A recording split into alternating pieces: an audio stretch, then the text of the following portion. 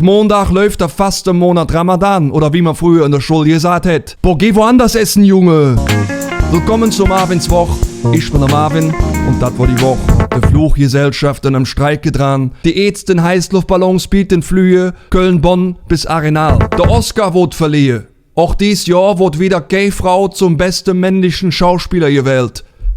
Enttäuschend. John Cena stand plötzlich nackelig auf der Bühne. Er wollte uns zur Aftershow-Party von P. Diddy. Der McPaper im City Center mit so. Das Vertrauen in Stift und Papier schwindet. EU beschließt Gesetze gegen die künstliche Intelligenz.